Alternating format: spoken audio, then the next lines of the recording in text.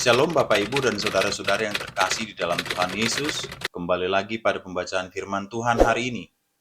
Karena hidup kita adalah pujian bagi Tuhan, yaitu pujian yang menyenangkan hati Tuhan, maka hidup kita harus terus diperlengkapi dengan kebenaran firman Tuhan. Sebelum kita mendengarkan dan merenungkan kebenaran firman Tuhan hari ini, mari kita berdoa agar Tuhanlah yang menolong kita untuk memahami firman-Nya. Mari kita berdoa. Bapa yang baik yang kami sembah di dalam nama Tuhan Yesus, pada saat ini kami akan membaca dan merenungkan firman-Mu. Tuhanlah yang menolong kami untuk mengerti dan memahami firman-Mu. Di dalam nama Tuhan Yesus kami telah berdoa dan mengucap syukur. Amin. Hari ini kita akan belajar firman Tuhan yang sifatnya memurnikan, mengoreksi kita, sehingga semua error cara berpikir, keyakinan yang salah diperbaiki. Semoga jemaat akan semakin dewasa. Beberapa keyakinan-keyakinan yang error tersebut saya tuliskan sebagai judul dalam khotbah saya sepanjang hari.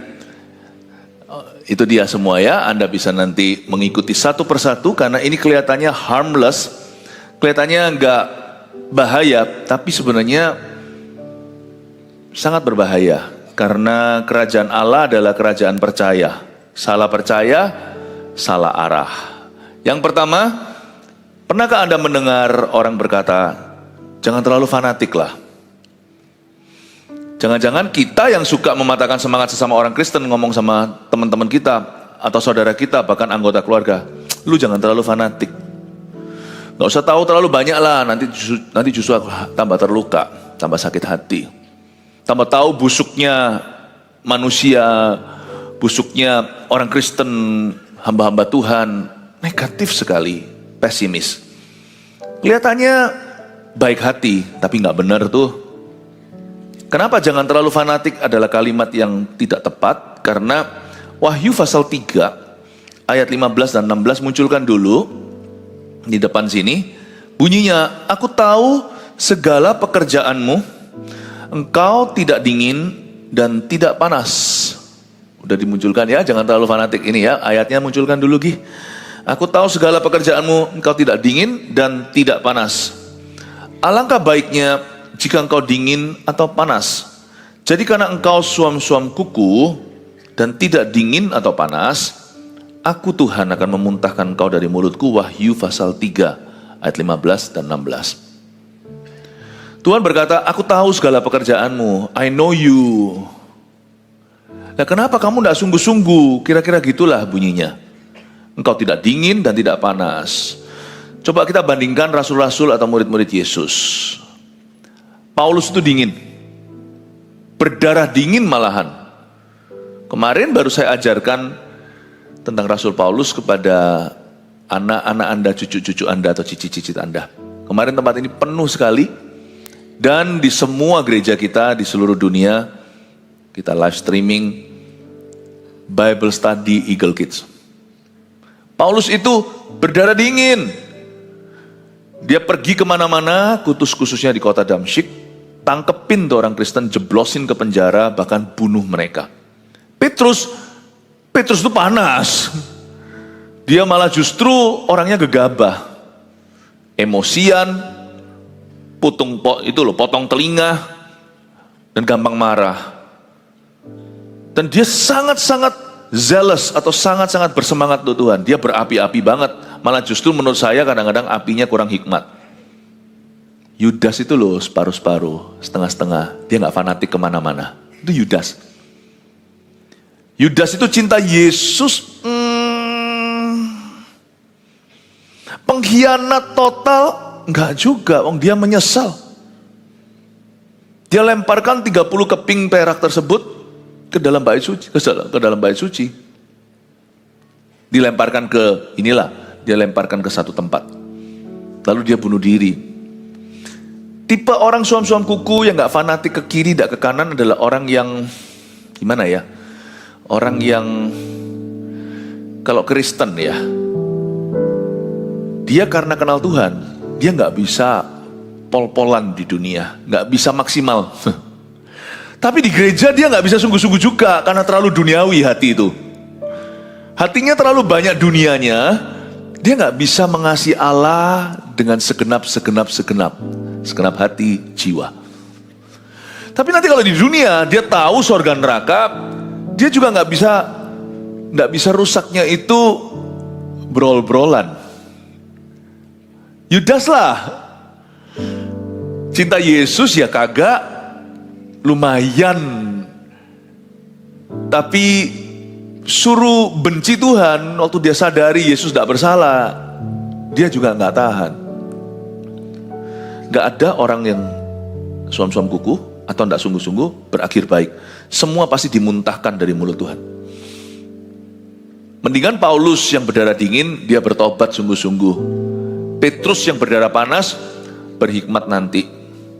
Yudas, di mana dia? Kalau bukan berakhir di akal dama, tanah berdarah. Mungkin tidak terlalu ekstrim lah ya. Tetapi nggak terlalu ekstrim nggak selalu ekstrim hasil akhirnya orang suam-suam kuku. Tetapi yang pasti mereka pasti akan keluar dari hadirat Allah. Dan mereka pasti akan terpental dari rencana Bapa. Markus 12 ayat 29-30 bunyinya. Jawab Yesus, hukum yang terutama ialah, dengarlah hai orang Israel, Tuhan Allah kita, Tuhan itu Esa. Kasihilah Tuhan Allahmu dengan segenap hatimu dan dengan segenap jiwamu dan dengan segenap akal budimu dan dengan segenap kekuatanmu. Yang terutama di dalam hidup ini, hukum yang terutama kan, meninggikan nama Yesus. Yang terutama di dalam hidup ini, memuliakan namanya. Haleluya, haleluya, saya mau cinta Yesus. Haleluya, haleluya, saya mau cinta Yesus. Hukum yang terutama ialah, dengarlah hai orang Israel. Dengar itu bukan dengan telinga kuping kita saja, tapi dengan hati. Tuhan Allah kita itu Esa. Karena dia satu, kita harus sungguh-sungguh. Kita tidak boleh bercabang hati. Jangankan hanya fanatik. Fanatik itu adalah semangat tanpa pengetahuan. Kita tidak boleh sekedar fanatik. Karena fanatik itu tidak berujung baik. Karena fanatik itu tidak punya pengenalan. Karena fanatik itu lebih mengandalkan insting. Kita harus radikal jadi anak Tuhan. Bukan ekstrim, harus seimbang. Tapi kita harus radikal. Kita harus totalitas sama Tuhan. Hukum yang terutama adalah kasihilah Tuhan Allahmu. Gak berhenti di situ. Dengan segenap, dan dengan segenap. Ada 4 dengan segenap. Pertama, dengan segenap hatimu. Itu 100% hatimu. Hati itu mewakili seluruh keberadaan manusia itu. Hati itu bicara tentang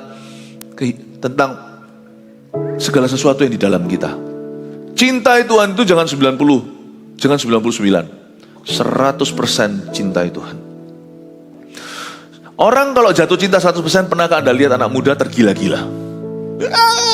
Ngefans katanya. Sama Tuhan bukan hanya ngefans, tapi mengabdi seumur hidupnya. Dan di setiap faktor, setiap area hidupnya, dia memberi 100% untuk Tuhan. Bukan berarti kita jual seluruh harta kita. Tapi kita memuliakan Tuhan dengan apapun yang kita punya. 100% bukan berarti kita jadi full timer, jadi pendeta kalau memang bukan panggilan Tuhan. Tapi kita jadi apa? Termasuk full timer dan pendeta harus tulus mengabdi dan sungguh-sungguh dalam pelayanan. Kalau Anda di dalam dunia kerja, Anda harus menganggap pekerjaan Anda itu pelayanan Anda kepada Tuhan. Cara Anda memperlakukan supplier Anda, kongsian. Cara Anda melayani customer Anda tidak boleh beda dengan cara pelayanan Anda di dalam gereja. Orang tetap adalah orang. Dalam konteks apapun Tuhan sudah mati untuk mereka.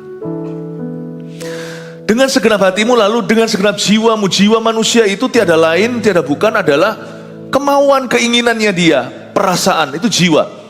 With all your soul, keinginanmu, kehendakmu, dan dengan segenap akal budimu, dipikirin terus, mikiri Yesus.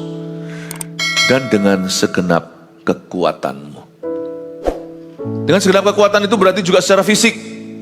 Waktu memuji Tuhan kita nggak asal-asalan, kita nggak cuap-cuap, kita nyanyi beneran. Meskipun di depan sini lebih keras suaranya. Meskipun WL dan rekan-rekan semuanya musiknya menggelegar. Tapi Anda tidak mau kalah. Dengan segenap kekuatan itu berarti dari sisiku aku akan sungguh-sungguh. Dengan segenap kekuatan itu juga bicara tentang bukan hanya pujian, tapi kita juga mengatur waktu. Doa dulu. Orang bilang ngapain sih lu doa melulu? Pelayanan memberi waktu yang terbaik, bukan menyisihkan, memberikan. Jangan kasih Tuhan sisihan. Kalau kita kasih Tuhan itu harus memberikan yang terbaik. Jangan menyisihkan tapi memberikan. Kalau perlu mengorbankan, itu dengan segenap kekuatan. Saya kasih poin-poinnya dulu, nanti baru saya tambahkan renungan Mazmur. Hari ini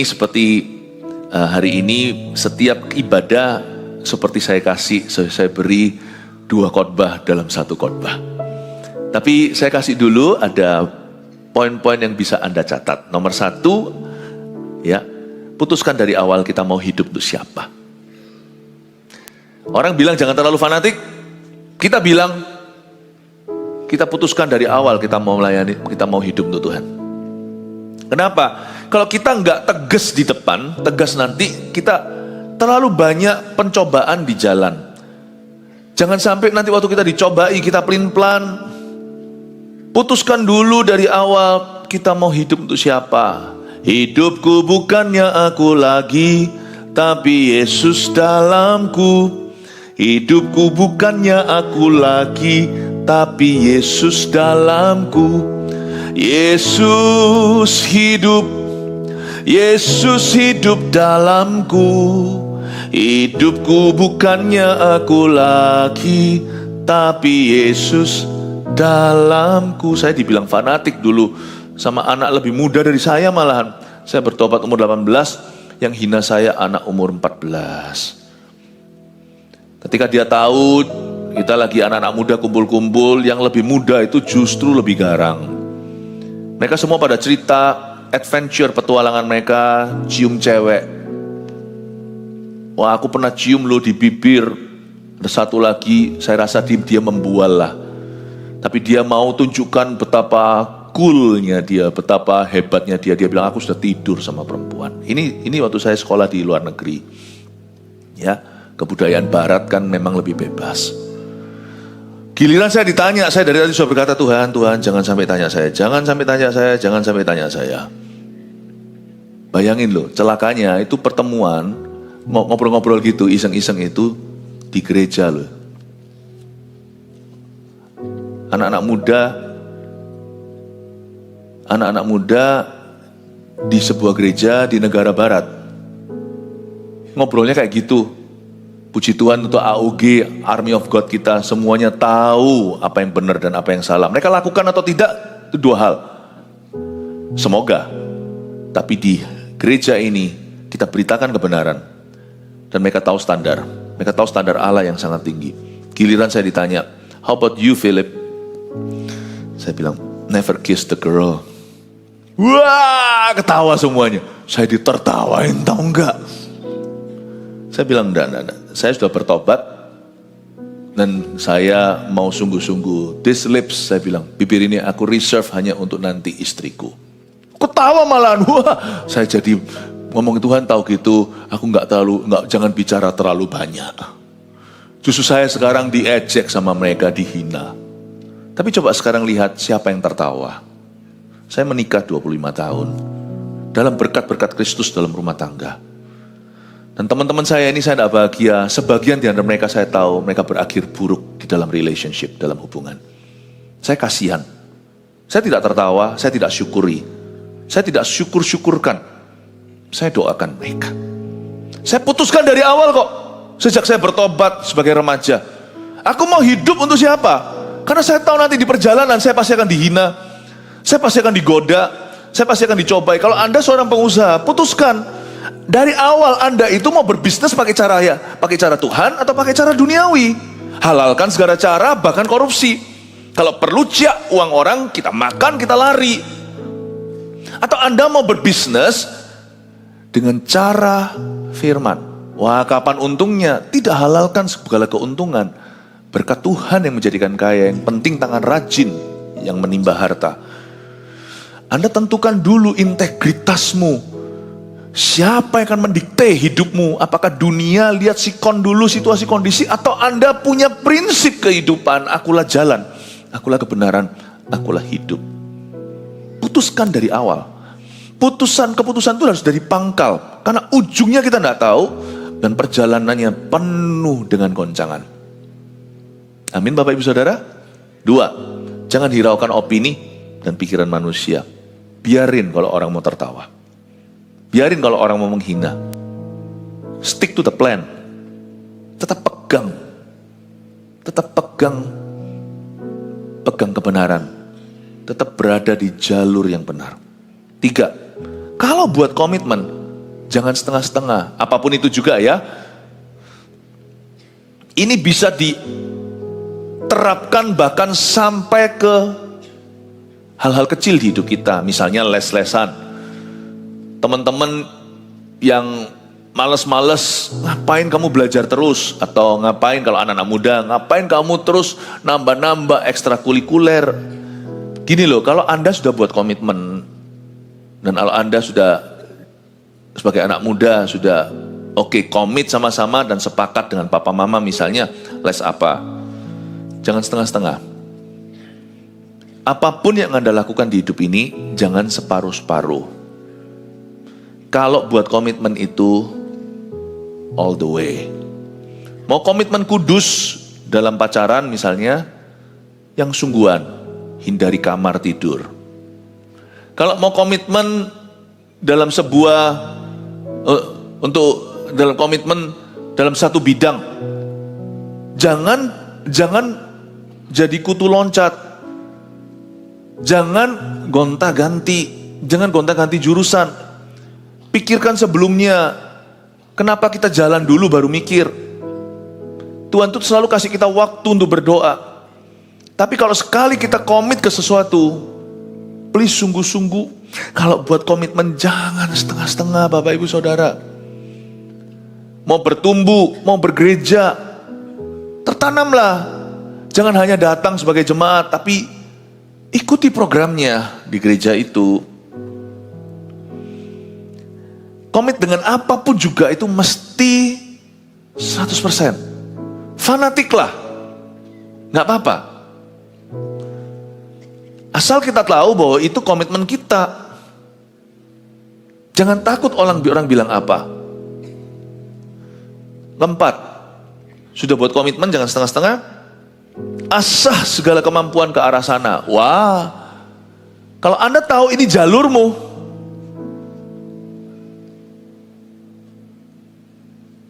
asah pedangmu, tabung pelurumu. Saya tahu ini jalur saya, maka saya tahu Tuhan, aku akan asah semua kemampuan saya di bidang ini, semua yang sifatnya sinergi, berhubungan. Tuhan tidak pernah memanggil kita untuk multitasking. Kata multitasking itu kedengarannya bagus, tapi susah untuk dilakukan. Kita sebagai anak-anak Tuhan itu mesti konsentrasi. Spesifik itu detil, jangan general atau umum. Bahkan jalan ke sorga pun sempit, tidak lebar. Kita anak Tuhan diajari untuk fokus, konsentrasi, spesifikasi, dan kalau bisa spesialisasi. Kalau di sini ada orang yang ke sekolah kedokteran, asal mampu, asal bisa, Tuhan buka jalan, usahakan, teruskan. Kalau bisa jadi spesialis, why not sih? Memang susah, saya tahu setiap negara pasti ada sistemnya. Dan sistem itu susah ditembus. Cobalah, jangan takut gagal. Saya mencoba banyak hal di hidup ini, di dalam bidang saya. Ternyata saya belajar, gak semuanya bisa. But I never have regretted, saya tidak pernah menyesali bahwa saya mencoba. Saya berusaha. Gak apa-apa, tulis dulu rencananya, nanti gak dipakai, it's okay. Kita dapat pengalamannya. Kita mungkin tidak diberikan stage atau tidak diberikan platformnya, tapi mempersiapkan ke sana, ujungnya proposal semua ditolak, ujungnya ide kita semua ditepis, it's okay. Itu melatihmu untuk beride.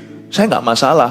Kalau itu bidangku, saya gak pernah menyesal. Tidak ada peluru yang akan keluar, itu sia-sia kembali. Kalau saya mengasah semua kemampuan saya di bidang dan jalur yang sesuai dengan panggilan saya, it's never wasteful, tidak pernah sia-sia.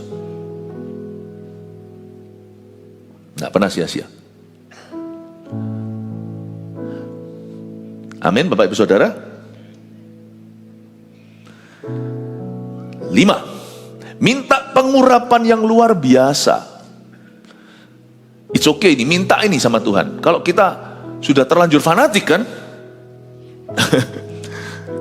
miliki appetite atau selera yang besar, minta urapan itu jangan kecil. Minta yang luar biasa sama Tuhan. Lord, anoint me.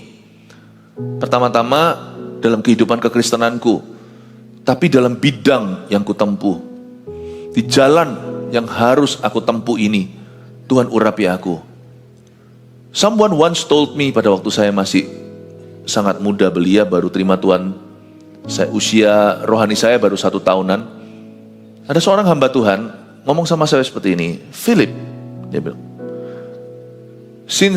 karena kamu ingin dipakai Tuhan, minta sama Tuhan pengurapan yang luar biasa. Itu seperti mencelikkan mata saya. Iya. Saya nggak boleh sungkan. Kalau saya sudah taruh hidup di situ, Tuhan tuh gak keberatan kok untuk melimpahkan kekuatan. Justru jangan minta sama Tuhan kalau kita itu mendua hati. Yakobus berkata, orang yang dua pikiran tidak akan tenang, hidupnya 1, 2, doanya tidak akan terjawab. Jangan harap dia menerima apa-apa dari Allah. Tapi kalau kita hatinya tidak bercabang, kita bulat hati untuk Tuhan. Dan apapun yang Tuhan percayakan di tangan kita itu kita sungguh-sungguh 100% beri diri. Bilang sama Tuhan, ask of me, kata Tuhan.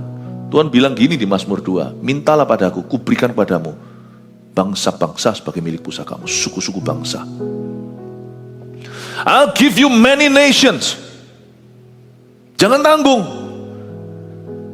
Dan kalau Anda diurapi, minta hasil urapan itu. Hasil urapan itu bukan materi. Hasil urapan itu dampak kehidupan, impactnya, buah-buahnya, buah pelayanan, buah kesaksian Anda.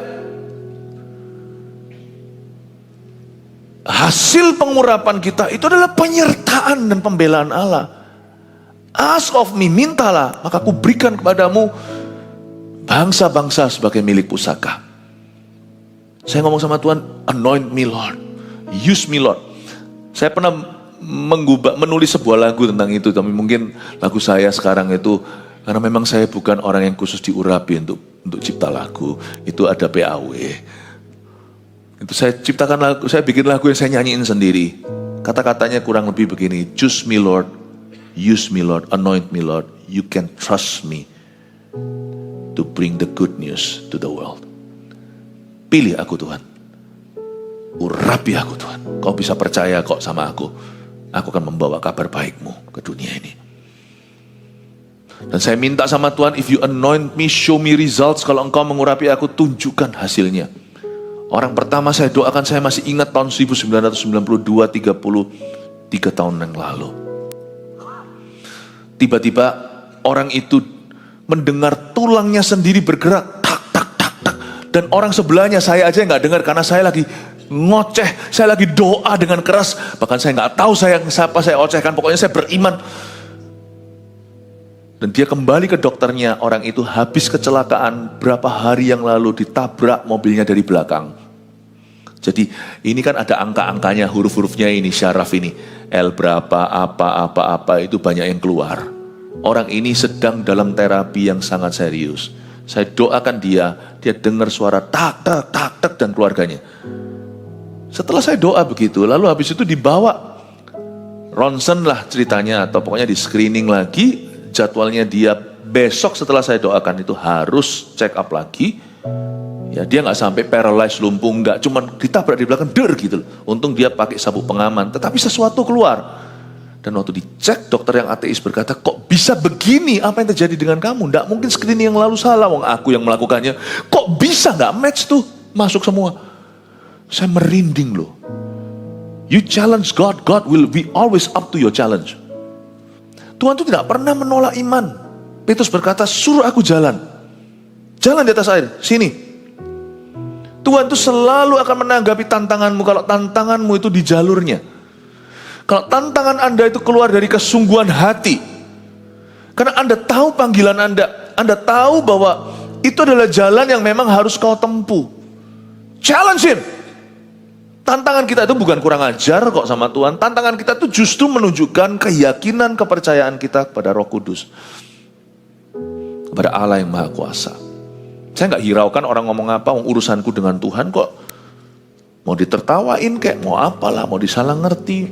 I have no business with you. Aku tidak ada urusan denganmu. Untuk orang-orang yang begitu, saya mengasihimu, saya doakan supaya suatu hari kamu dicelikan matanya, lalu datang ke saya untuk belajar. Saya berdoa supaya Anda berubah pikiran, tapi please jangan bilang kepadaku jangan fanatik lu, karena itu tidak akan mengubah apa-apa dalam diri saya, nggak ada efeknya. Karena aku memang dari awal memang mau fanatik sama Tuhan. Lu mau apa? Saya sudah tentukan dari depan. Saya dari awal memang mau menjadi orang yang berhasil. Mau apa? Saya dari awal memang mau jadi orang yang diurapi dan berbuah. Mau apa? Saya memang dari awal mau jadi orang yang berdampak. Dan saya tidak akan menyesal. I'm not sorry. Jika ada orang berkata sama kita, kamu tidak bisa, it's okay, tinggalkan orang itu, jangan benci, doakan dia, tapi tinggalkan, berbalik arah, kasih dia punggung, dan tunjukkan gimana cara melakukannya, sampai dia berkata, oh ternyata bisa. Saya tidak akan buktikan ke orang itu. Saya tidak akan jawab keraguannya dia. Dia meragukan, it's okay, saya tinggal melakukan, nanti suatu hari dia belajar sendiri, ternyata bisa tuh. Ini bukan arogan. Anda harus punya keyakinan. Kerendahan hati itu bukan minder. Kerendahan hati tidak ada hubungannya dengan perasaan rendah diri. Rendah hati itu tahu diri. Kita tahu bahwa kita bukan sumbernya, Tuhan sumbernya, dan kita adalah alat, Tuhan adalah pokok, kita adalah carangnya, kita akan berbuah. Kerendahan hati itu tidak ada hubungannya dengan tidak percaya diri. Kerendahan hati itu percaya Tuhan, makanya kita percaya apa yang Tuhan taruh dalam diri kita. Minta pengurapan yang luar biasa. Jangan setengah-setengah. Amin Bapak Ibu Saudara. Itu baru keyakinan yang benar. Jangan takut dan hiraukan apa kata manusia. 55 munculkan. 1, 2, 3, 4, 5. Des. Ya, tolong difoto. Karena setelah ini saya kasih, kita akan baca Mazmur. Silahkan. Oke. Haleluya. Kasih tepuk tangan Tuhan Yesus. Dan kalau ketika memberikan tepuk tangan, kita juga harus dengan segenap kekuatan. Nah itu dia. Beda level. Terima kasih Tuhan berkati. Mazmur 16 ayat 1-6. Kita merenungkan suatu Mazmur ya. Ini adalah Mazmur Daud, miktam dari Daud. Kata miktam itu artinya golden, emas. Kata miktam artinya excellent. The excellent will stand before kings. Kitab Amsal. Orang yang cakap dalam pekerjaannya akan berdiri di hadapan raja-raja. Kata miktam di sini adalah excellency. Ya, jagalah aku ya Allah, sebab padamu aku berlindung. Aku berkata kepada Tuhan, Engkaulah Tuhanku, tidak ada yang baik bagiku selain Engkau. Orang-orang kudus yang ada di tanah ini Merekalah orang mulia yang selalu menjadi kesukaanku. Bertambah besar kesedihan orang-orang yang mengikuti Allah lain. Aku tidak akan ikut mempersembahkan korban curahan mereka yang dari darah. Juga tidak akan menyebut-nyebut nama mereka di bibirku. Ya Tuhan, Engkaulah bagian warisanku dan pialaku. Engkau sendirilah yang meneguhkan bagian yang diundikan kepadaku. Tali pengukur jatuh bagiku di tempat-tempat yang permai. Ya, milik pusakaku menyenangkan hatiku. Katakan amin. Jagalah aku ya Allah, sebab padamu aku berlindung. Kemungkinan besar Daud sedang dalam masalah. Dia sampai minta perlindungan, berarti dia sedang dalam bahaya. Tapi karena dia itu sudah membangun hubungan yang dekat dengan Tuhan, dan hidupnya sungguh-sungguh, di dalam masalah, Daud punya pegangan. Orang yang tidak pernah fanatik kemana-mana, tidak pernah totalitas, itu nanti kelihatan dia goyang saat dia di dalam problema. Karena dia tidak akan punya sandaran. Karena itu saya tidak pernah khawatir dengan kalimat ini dilemparkan ke saya. Kamu jangan terlalu fanatik. Baik itu bisa pula itu suatu waktu terjadi dalam hidupmu oleh orang-orang terdekat di sekeliling Anda. Tidak usah terlalu fanatik. Jangan benci mereka, jangan bantah. Ya, jangan bantah. Tapi juga jangan berubah karena kata-kata mereka. Sebab kalau Anda sungguh-sungguh dengan sesuatu, apalagi jika Anda sungguh-sungguh dengan Tuhan, nanti kesungguh-sungguhan hatimu itu akan menolongmu di saat kau susah. Coba lihat orang yang mengalami perkabungan ya, Tuhan tidak luputkan dari kematian. Namanya kematian itu adalah realita hidup ini. Saya sebagai hamba Tuhan berkali-kali melihat antara orang yang sudah sungguh-sungguh dan orang yang belum sungguh-sungguh ketika ditinggal mati. Kesungguh-sungguhan orang yang 100% dengan Tuhan itu menopang dia di saat berduka. Tapi orang yang tidak sungguh-sungguh dengan Tuhan, jangan fanatiklah. Orang itu nanti tidak punya sandaran ketika sesuatu seperti ini terjadi. Entah dia marah, dia kepahitan, dia bingung total, lalu dia hancur lebur hidupnya. Jangankan bisa move on, bahkan dia di mana sekarang berada aja, nggak usah ngomong tentang melihat masa depan.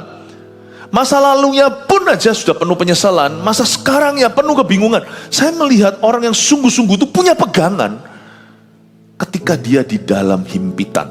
Jagalah aku ya Tuhan, sebab padamu aku berlindung. Aku berkata kepada Tuhan, Engkaulah Tuhanku, tidak ada yang baik bagiku selain Engkau. Daud ini benar-benar 100%.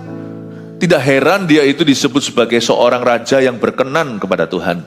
Dalam bahasa Inggrisnya, a man after God's own heart. Bahasa Indonesianya berkenan. Bahasa Inggrisnya artinya seorang yang ngejar hati Tuhan. Bahkan ada satu mazmur lagi bunyinya seperti ini. My soul follows hard after thee.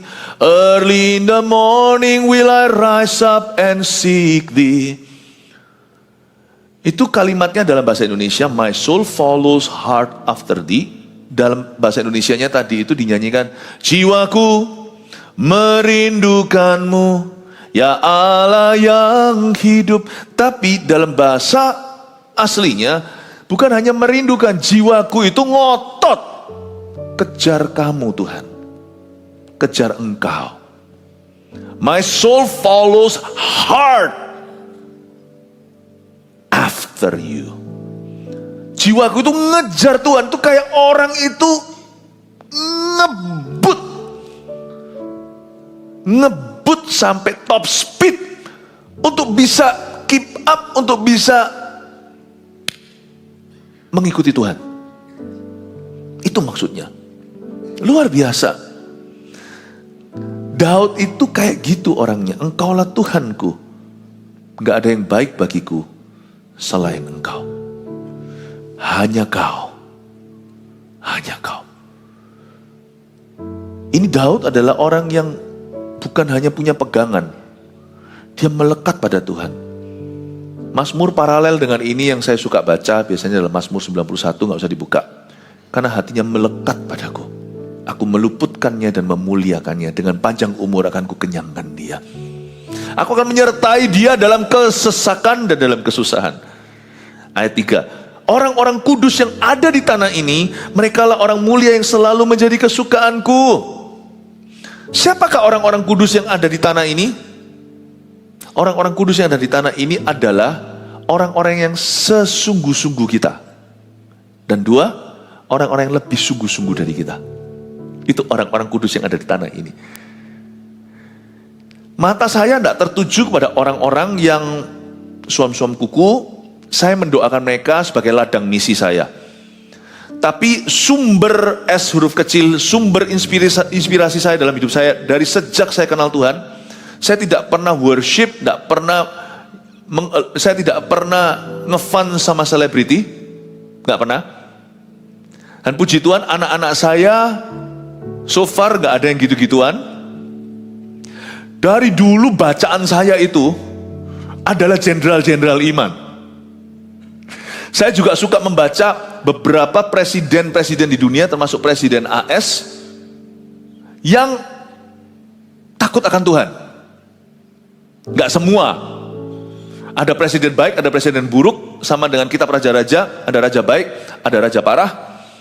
Tapi saya suka baca biografi orang-orang yang takut akan Tuhan. Success story mereka, bukan hanya suksesnya, yang fair juga. Saya juga suka membaca, tidak berbahagia atas kelemahan mereka, tapi saya juga suka membaca di mana mereka gagal, agar saya belajar. Dari dulu loh, waktu saya kenal Tuhan, awal-awal tidak pernah saya pasang-pasang poster band-band apa zaman itu ya. Zaman sekarang bandnya beda. Jadi saya nggak pernah pasang gitu-gituan. Saya ngefan sama ordinary people yang jadi extraordinary, orang-orang biasa yang jadi luar biasa. Karena mereka memegang prinsip Allah. Dan karena mereka melekat pada Tuhan. Di setiap bidangnya. Orang-orang kudus yang ada di tanah ini, merekalah orang mulia. I glorify them. Ini bukan memuliakan mereka seperti memuliakan Allah, tetapi merekalah yang mulia, yang selalu jadi kesukaanku. Siapakah orang-orang kudus di sini? Orang-orang yang sama sungguh-sungguhnya sama saya, dan orang yang lebih sungguh-sungguh dari aku. Temukan orang-orang itu. Dan saya waktu baca Alkitab, saya senang banget baca tentang Rasul Paulus yang saya ajarkan kemarin ke anak-anak kecil. Demen banget saya baca soal Rasul Paulus. Ngefans banget saya. Ya jangan ngefans sama orang mati, karena Paulus sudah mati. Yang saya sembah Yesus. Yesuslah yang mengubah seorang Saulus jadi Paulus. Tapi suatu hari nanti di sorga ya, saya pasti akan mau ketemu sama banyak tokoh Alkitab. Saya mau tanya banyak-banyak, semoga mereka gak ngerasa terganggu nanti suatu hari. Saya mau tanya sama Rasul Paulus, saya mau tanya sama Boas, saya mau tanya sama Mordekai, saya mau tanya sama tokoh-tokoh Alkitab yang banyak orang Kristen bahkan tidak tahu mereka siapa kalau saya sebut namanya.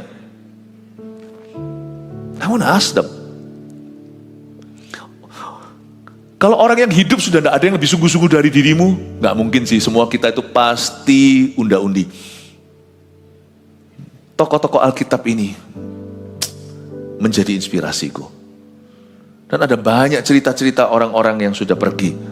Luar biasa hidupnya. Billy Graham contohnya. Dwight Linwood Moody.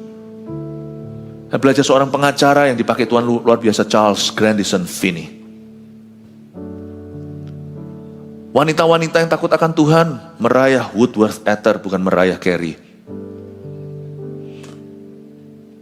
Catherine Kuhlman. Belajar banyak tentang, karena saya bidangnya kan itu, di setiap bidang itu ada ambasadornya Tuhan. Temukan.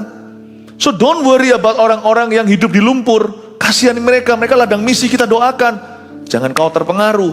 Orang-orang ini harus mendengar suaramu. Anda harus berbicara dalam hidup mereka. Don't let their words get to you. Jangan izinkan kata-kata mereka meracuni pikiranmu.